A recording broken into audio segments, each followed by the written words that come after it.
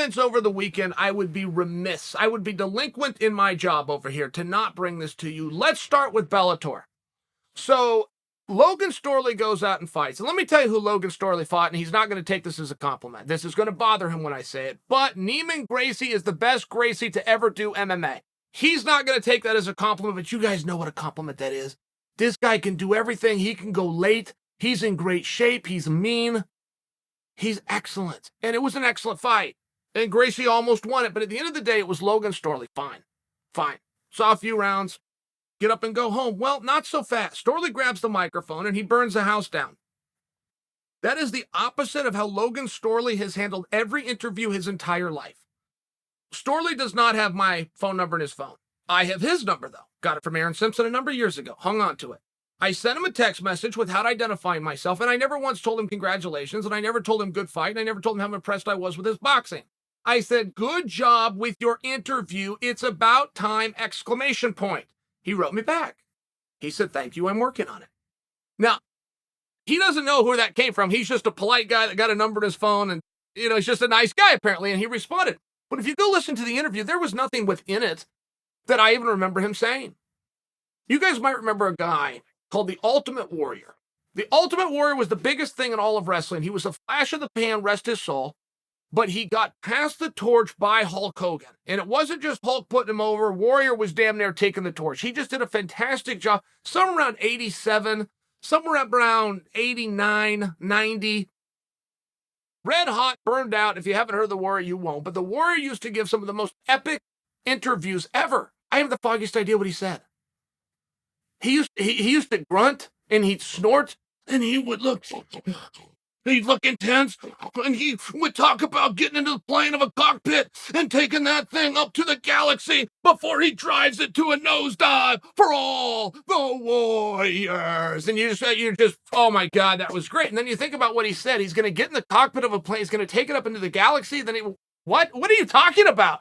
All of his interviews that way. I'm the foggiest idea what he was talking about. They weren't like poetry from a brilliant man that you're supposed to sit and break down and digest. They were just the ramblings of an entertainer said with a ton of intensity. And that's what Logan did for the first time ever. Logan just said the same things that he always says, but instead of saying it while he looked down and like he was scared of the microphone, he looked in the audience at the Mohegan Sun and he told every damn one of them how he was feeling inside. And it was great. He just beat the greatest Gracie ever.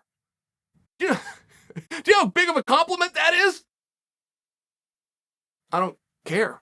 I mean, I really don't.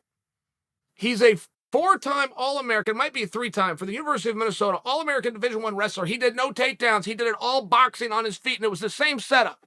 He dipped the same way through, did a march. He did that all night long for 15 minutes. It was great. I don't care.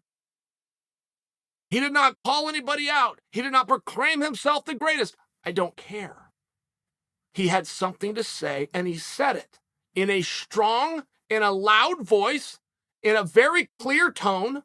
The entire audience is cheering, and I'm at home just going, finally. It was great. It was one of these great moments. Simultaneously, bare knuckle boxing's on. Now, if there's any promoter that I've been impressed with in the last 3 years, it is Dave Feldman. Because Dave has had nobody help him. He has had nothing done for him. And he has found a way. And whatever Dave has to do, whether it's a straight line or he's got to take some curves, he will get you from A to Z as well as anybody. He's a fighter.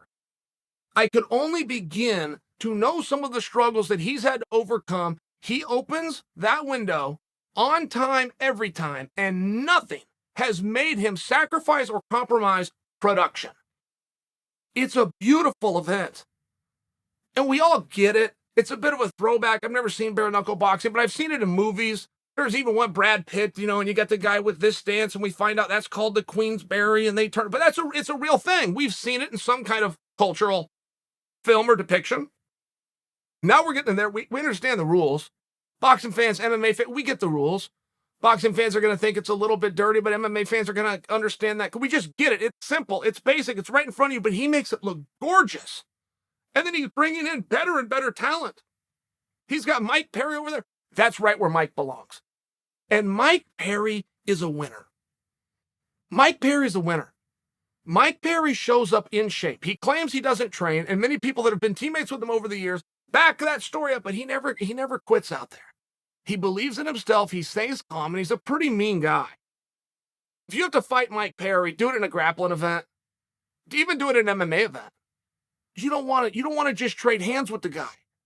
He's got a chin. He's got no quit in him. He doesn't get tired. He can hit hard. He'll dig to the body. I mean, this is just one example. There was a number of great fighters. The return of Chad Mendes. You want to speak about winners? You can do combat any way you want. You can call it collegiate, freestyle, Greco-Roman, judo, jiu-jitsu, any words you can throw out there. Chad Mendes can go out and compete with anybody. I don't know that we're going to see Chad a whole bunch. I don't know.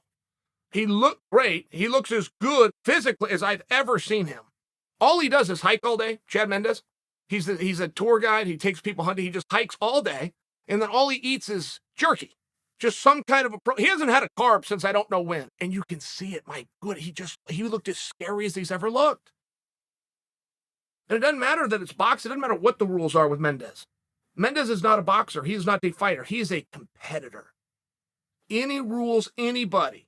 You tell him and you get Chad, you got your hands full. It's just a great event.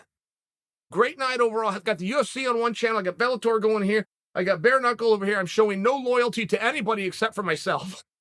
I love nights like that. I'm flipping through. You're not going to burn me on a commercial break. I got something to do. That was my night. If you experienced one similar between the three, please tell me, which was your favorite fight overall? What was your favorite fight of the weekend?